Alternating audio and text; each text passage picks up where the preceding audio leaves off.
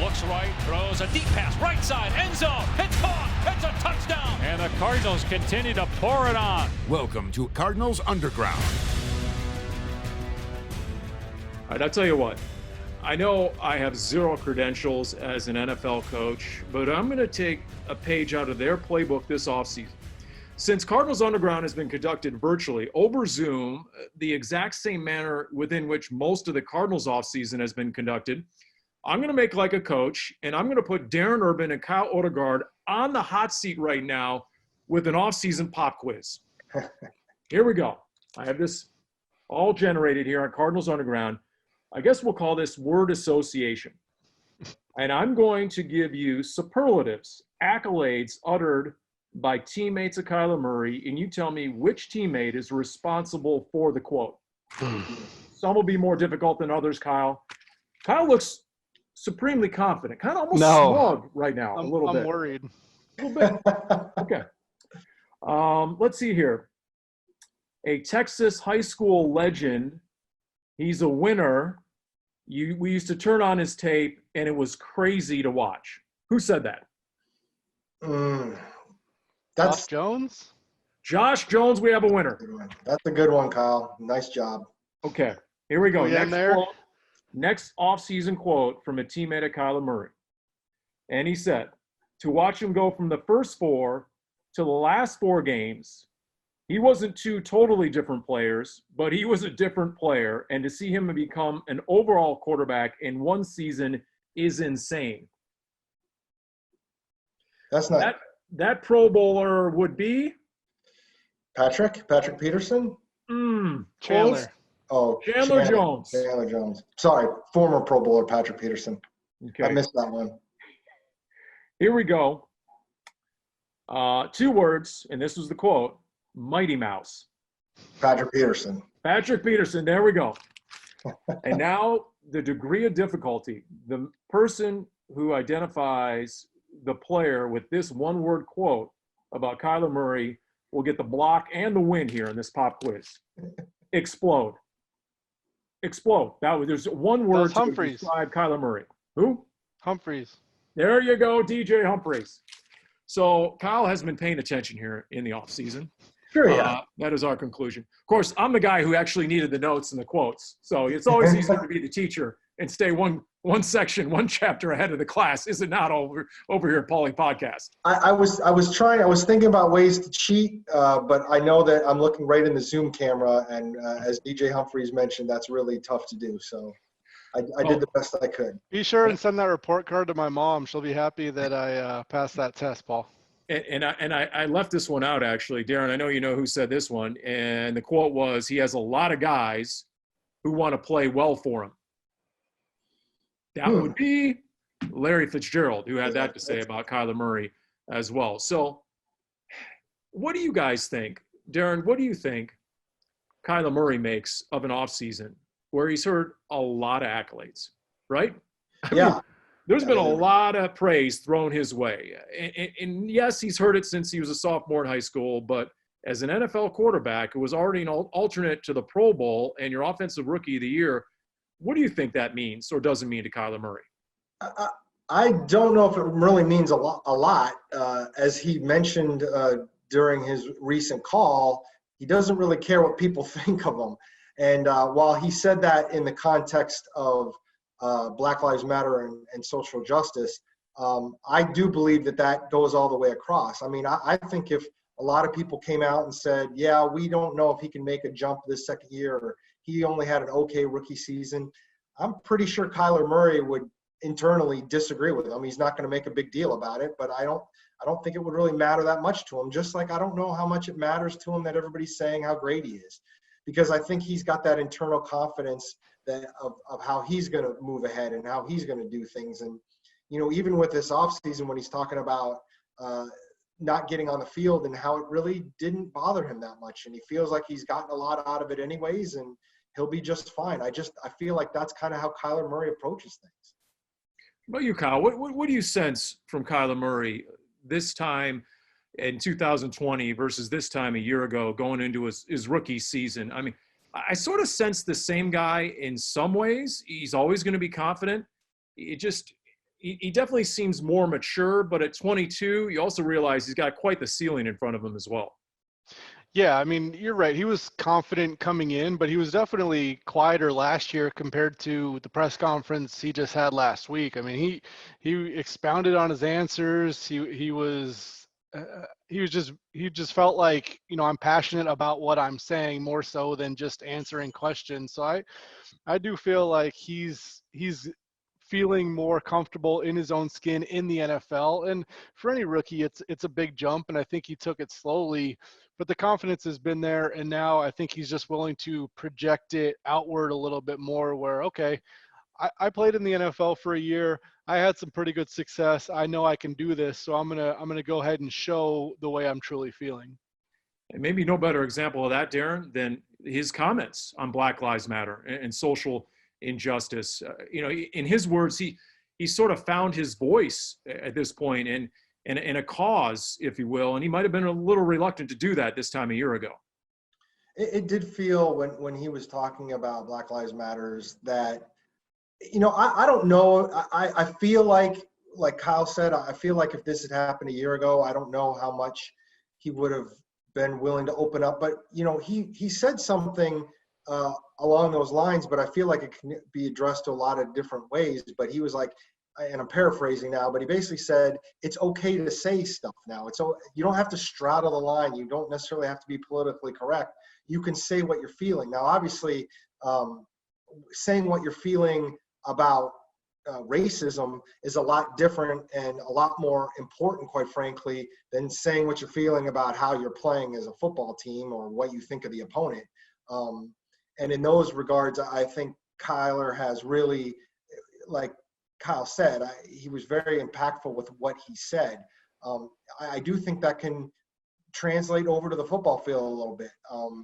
And it's good. I'm also curious now how all this, the world that we're in right now between COVID and the protests and Black Lives Matters and how it works in with the football and a team that obviously is majority Black players and how that kind of impacts everybody's thinking. Leadership is important, and I think Kyler has really stepped up in that regard. And it will translate to the field, Kyle, when it comes to the national anthem. He's one of many players who has said, for the record, that he will kneel.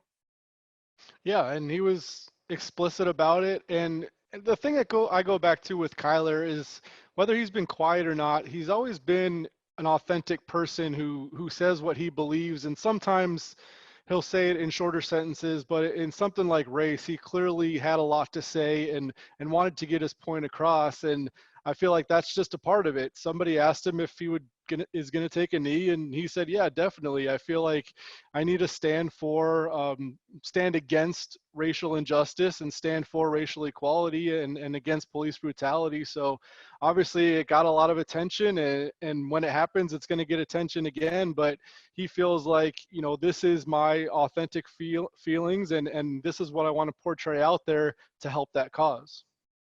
I expect kneeling to be the norm this season, Darren. I really do. And as divided as this country might be in a lot of ways, I think it's going to be something that'll bring these NFL teams together, and the Cardinals included. Not that the locker rooms weren't already, the exception perhaps to the rule in society, but I think it will bring this team together. That's my expectation. I fully expect every player on the Cardinals roster to rally around this cause. I don't think the cause is something that is. I agree with you that the cause is going to be a rallying point, and it's not going away.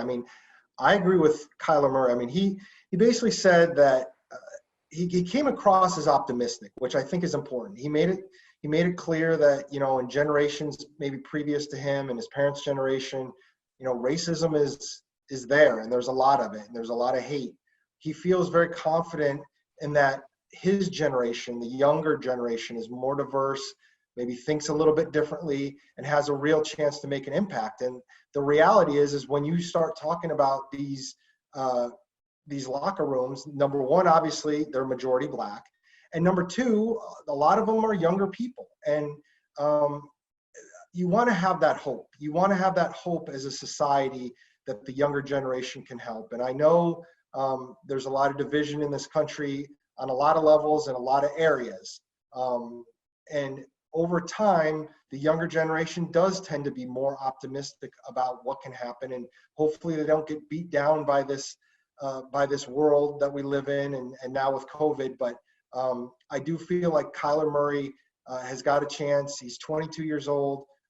He's the leader of this team, even at his age, one of the leaders. And I agree with you. I think it's something that the team can rally around. I mean, even DJ Humphrey is talking about, the offensive line room. There would be a lot of kumbaya if everybody acted like the offensive line room does, and that's a little bit more racially diverse. I think there's a chance to have conversations, and you can start it around sports, because a lot of people like sports of all different kinds of thought process, and hopefully that will translate into better society overall. Two words he's never said that I respect: personal brand. How many number one picks overall, with the notoriety and a Heisman and his win-loss record, can enter the NFL these days, pro sports period, and not use the two words personal brand? It just, so many guys do that, and he has put ball in front of his brand from day one, Kyle. Do you ever remember him using the word brand? He doesn't seem to, and I respect that just from afar. And you know what? The locker room, I think, respects that, because there was a guy he played with who was the Heisman winner and the number one pick the year before, and he had a pretty good rookie season. And then he was in every single commercial in year two. And it's bad optics, in my opinion, when you're playing poorly and then you go to the commercial break and your QB rating is 47.8 and there's 3 national commercials featuring you in it.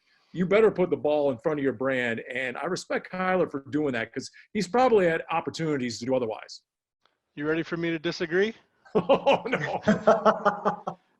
If a guy is shooting a commercial in the middle of June or early July during his off time, I have absolutely no issue with anybody doing that. I have no issue with somebody going out there and capitalizing on their brand and making money for themselves and their family. I mean, these guys are the best players in the world, and I think they should take advantage of it whenever they can. I mean, Michael Jordan is a brand. He's done millions of things, and he was the best basketball player in the world. It didn't slow him down. So I disagree. I feel like if Kyler Murray wants to be in a bunch of commercials, more power to him. And if it affects you playing, sure, but I don't think Baker Mayfield being in commercials affected the way he played. And I'm going to jump in, and I tend to agree with Kyle I see where Paul's coming from. You're right. The optics can be affected. But people are always looking for optics and that kind of thing. It's like the old days when Jay Feely would tweet out on a Tuesday that he's playing golf during the season, and Tuesday's the off day and he's the kicker, and people would just have a conniption on Twitter because why aren't these guys, they're in the middle of a 3-game losing streak. How come they're not doing football 24/7? And, if Kyler Murray has a great year this year, it won't be because he didn't do a bunch of commercials. He's not going to do a bunch of commercials because that's just not how Kyler Murray is. If he plays poorly, I mean, are we going to have a bunch of people saying, see, this is what happens when you're on Twitch every night playing video games for hours on end? I mean, if you play well, it's like the leadership thing, I think, a lot of ways. If you play well, then nobody's going to question how you're doing things because you're playing well. And if you play poorly, everybody's going to question how you're doing things, and they may not have any kind of connection whatsoever. It reminds me of Bull Durham, Paul, the line Kevin Costner has in there about, when you're in the show and you have fungus on your shower shoes, you're just a colorful personality because you're in the show. And if you have fungus on your shower shoes in the minors and you haven't made it yet, you're just disgusting. It's the same kind of thing. If you have the success, it's just part of your personality. And if you don't have success, well, obviously everything has gone to crap, and that's why you stink. Yeah. If you can play, you can get away with anything. I mean, look at Charles Barkley back in his heyday. You could literally say anything. If you can play, you're bulletproof. But the guy I'm referring to has actually lamented and regretted his offseason from a year ago. And not so much the optics, as that might be that's your perception nationally. But if the brand is getting in the way of your ball, then that's where it becomes an issue. And I'm not so sure that hasn't been the case for a lot of guys. And I'll go back to another first-round quarterback with the Arizona Cardinals a good 15 years ago now. And there was a brand before there was a player. And I'm just saying, I think in Michael Jordan, I mean, sure, nobody's been a bigger one-man personal brand in the history of the globe than Michael Jordan, but he was already established as a premier player at that point, and we knew the upside. Anyway, there hasn't been one mention of it to me, and I respect that because that's not an easy thing to do here in 2020. And I get the sense, Kyle, that his teammates respect that. And I'm guessing they really respect the fact that he just footed the bill to bring guys out for a passing camp.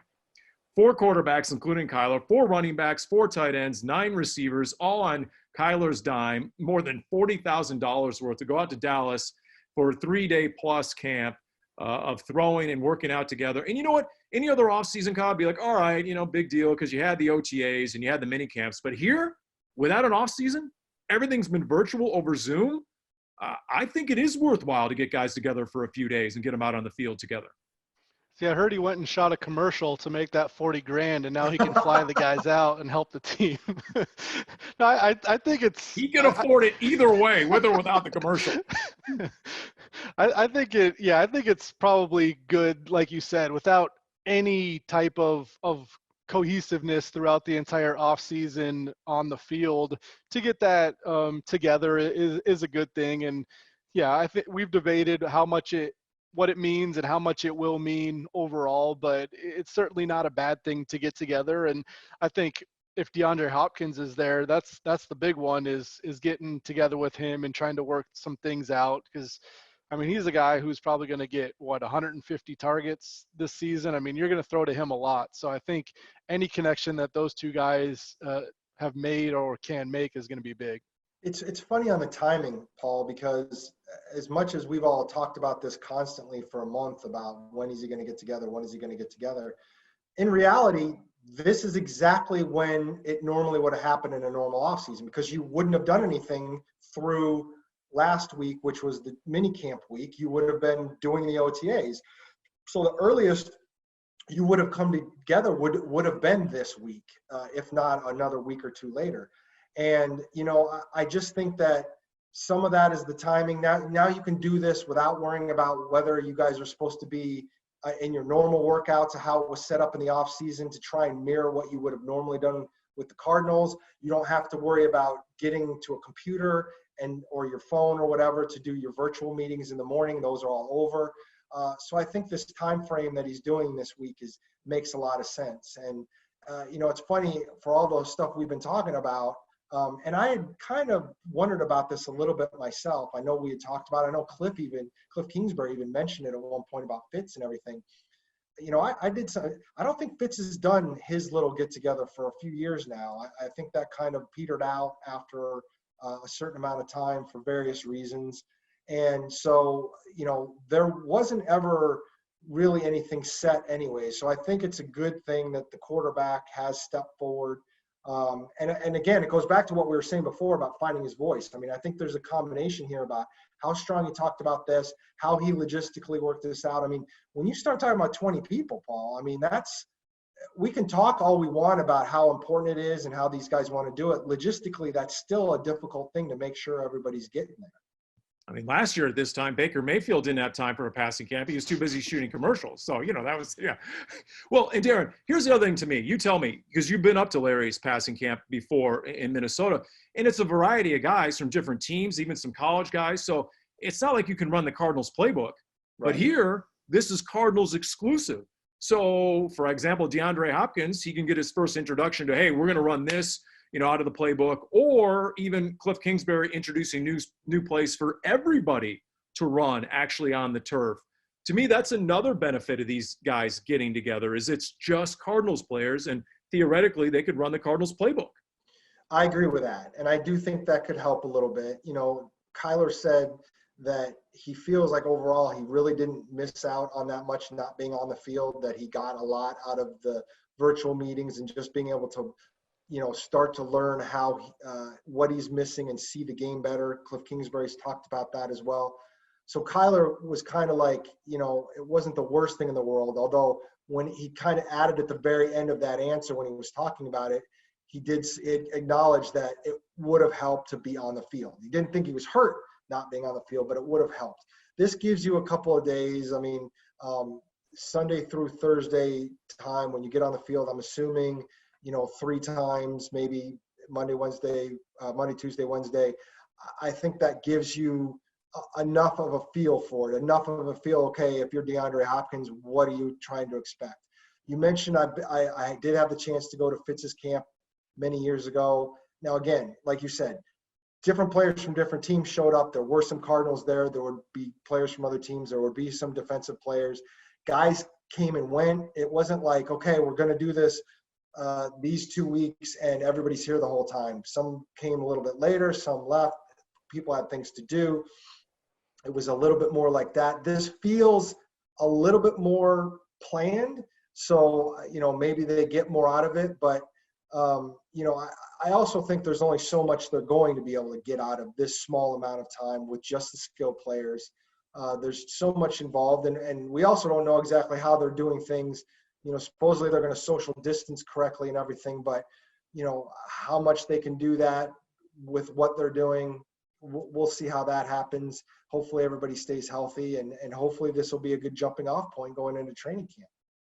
By the way, I have sources texting me that the star of Camp Kyler is Streveler the Leveler, just to let you know, because, he's throwing passes, he's catching passes. I mean, he's perfectly suited for one of these off-season camps, Kyle, just to let you know. You might want to follow up on that. I think this is a perfect time for him to shine, to do all that stuff. And, I mean, I feel like if there were no defenders, even I could get out there and do a few things. Do you see benefit, though, Kyle, to it? I mean, let's say the preseason is reduced to 2 games. To me, reps in an offseason absent any on-field work, I think there is value to this. Before just team cohesion and chemistry, which is overrated at the pro level anyway. But I think there is benefit to be had in this, and there's a reason why that Kyler made the investment, literally. Yeah, I think you made a great point about the idea of having it very Cardinal specific, able to run Cardinals plays. I mean, these guys are going to line up where they will in the games. You're going to have DeAndre Hopkins and Christian Kirk on the outside and Fitz in the slot. So you can really emulate what you're going to do in camp more so than, like Darren was saying, where in Minnesota, maybe it was just running routes on air and you get some out of it, but it's more just personalized workouts and staying in shape and catching the ball. This does feel like there's more of a team-wide aspect to it, which, yeah, I think can be important. Any little edge you can get in an off-season as unique as this, I think could pay off down the road. And Kyle, he said he's made for quarantine life, right? Kyler Murray. So, yeah. He had to bring the fellas to him. Otherwise, he's not going to have any human interaction.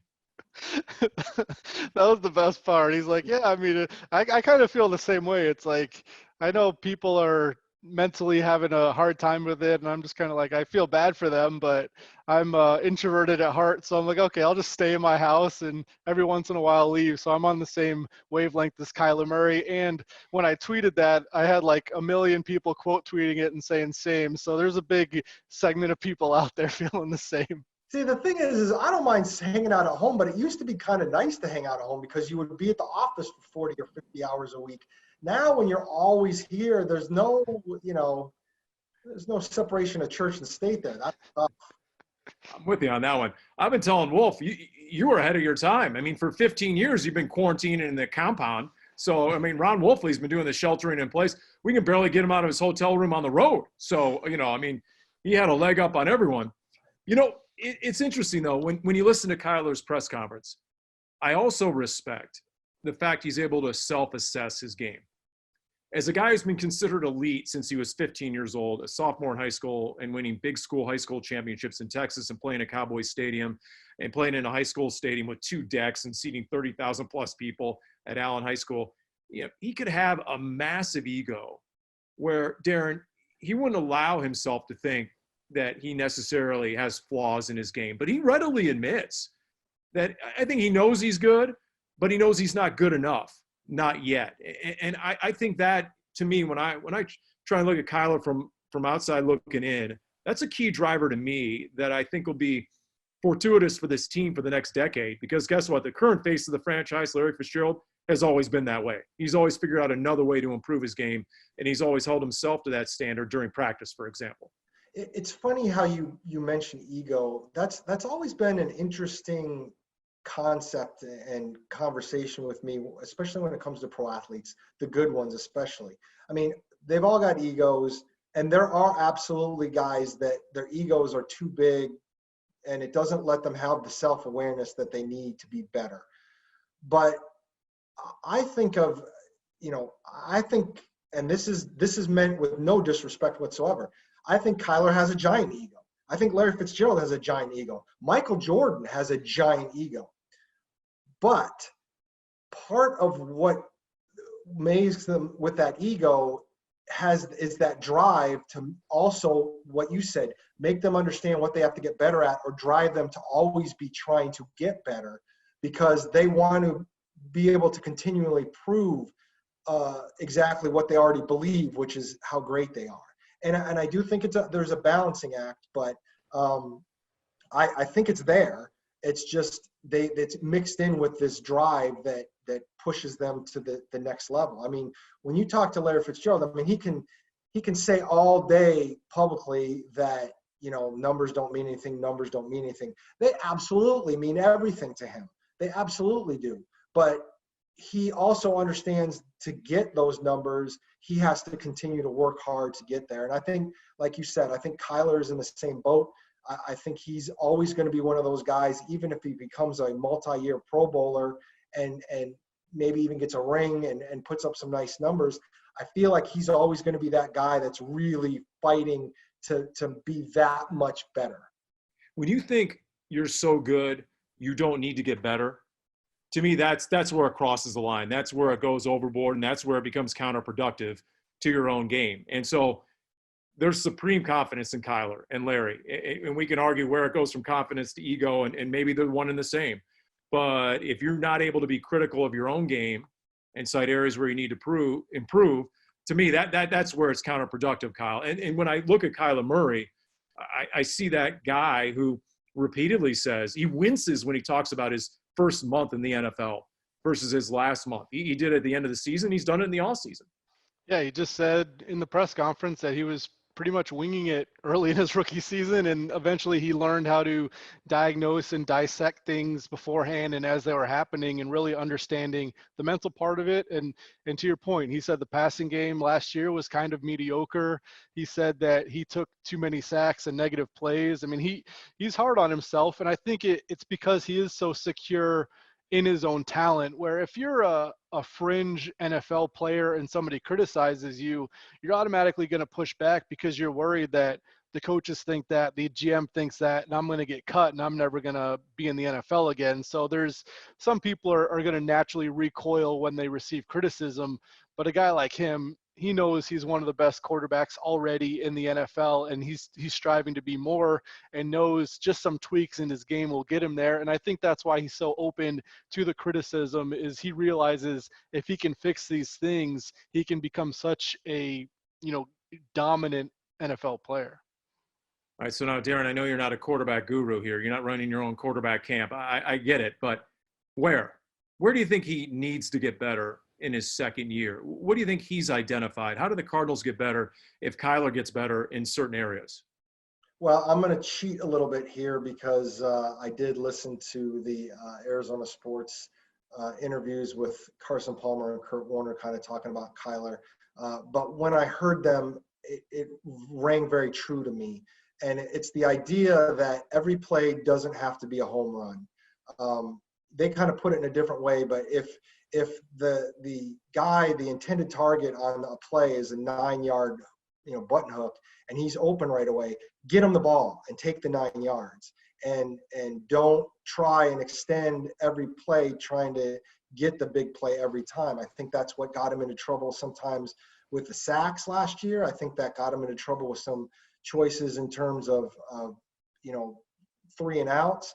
Is not just taking maybe what's there. And I think he can get better at that. I think that's a natural step that any young quarterback needs to take on the NFL level, is that you're not going to get the big plays as much on the NFL once you get to the NFL. But I think if he gets there, I like a lot of the rest of his game.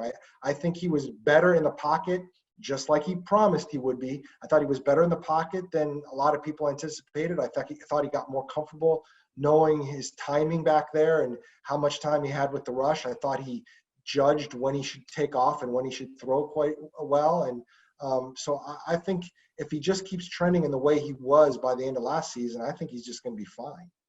In his words, Kyle, he started to understand what a defense was trying to do to him, right? He's starting to learn what a defensive scheme would look like, what they were trying to take away. And like any great quarterback, the more experience and snaps he had, he was better able to read and react, dissect, and then deliver the ball accordingly. Yeah, that's the place where I feel like he has the most room to grow, is really realizing what's happening to him and what defenses are trying to do. And far be it from me to argue with, Carson Palmer and Kurt Warner, but to me, I felt like Josh Rosen was much more of that hero ball type. I'm looking for the huge play 2 years ago.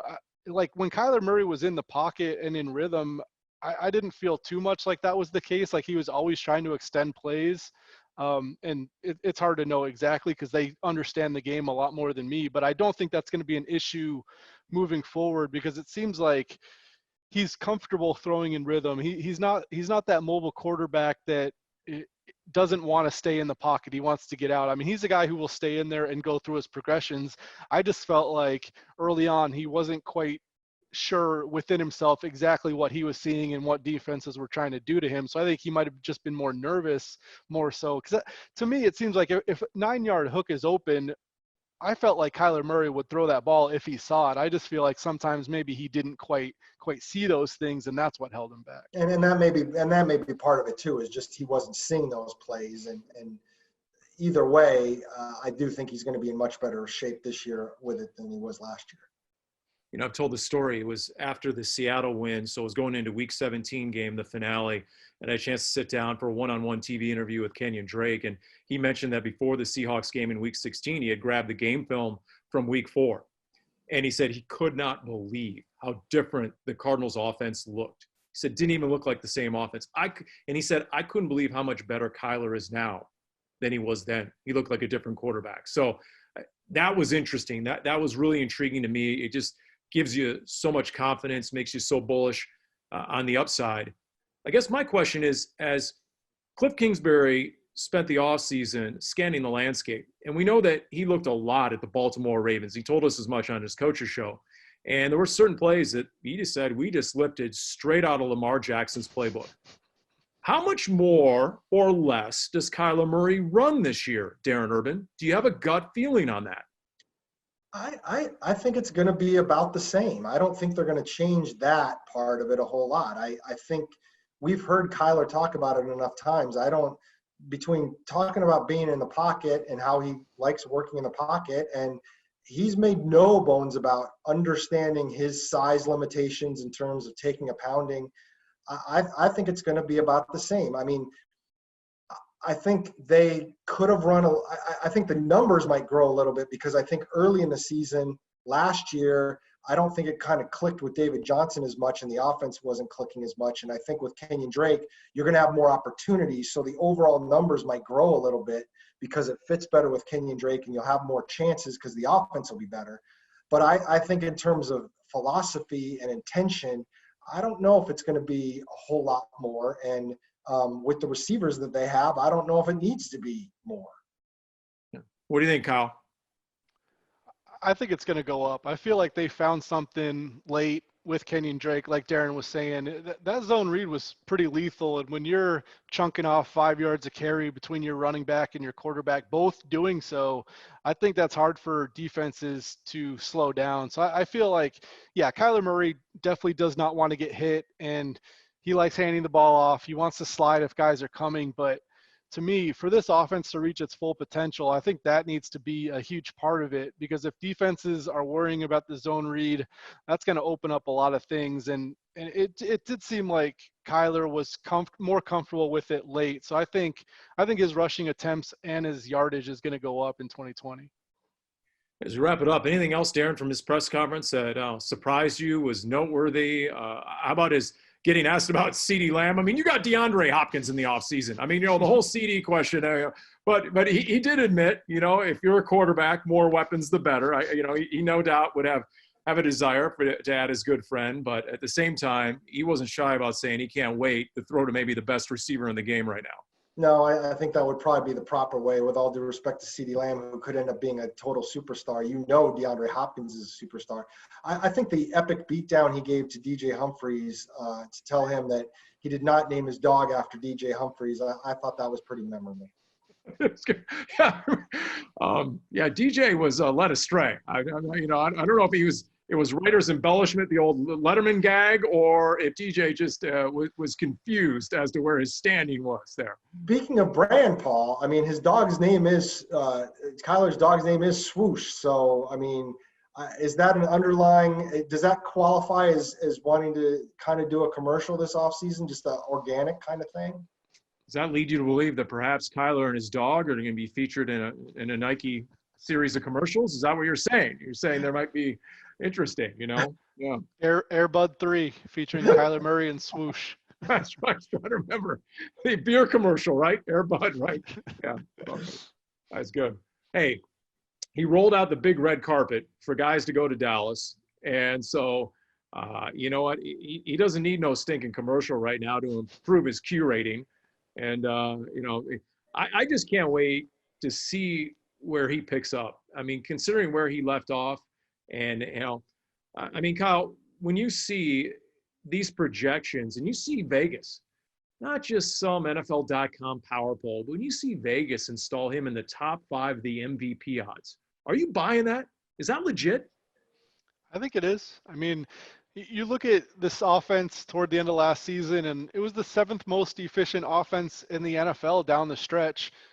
You're bringing everybody back, basically. You add DeAndre Hopkins, and Kyler Murray is going into his 2nd year, which historically we've seen quarterbacks make a jump, and we've seen the skill set for him too. It didn't always come together in 2019, but everything you want from a quarterback is there. Even like the elite athleticism is more so than you figure a quarterback will give you, and you combine that with his arm talent. I feel like his ceiling is just extremely high, and you're going against some of the best quarterbacks in the NFL, so it's not easy to win MVP, but I agree that he should be in the top 5 because of what he showed and what this offense has the potential to do next season. By the way, Darren, I'll leave you with one last quote. I actually forgot about this one. There was another quote about Kyler Murray. Future of football and TikTok. That's Paulie Pigskin. Oh, and that'll do it for Cardinals Underground.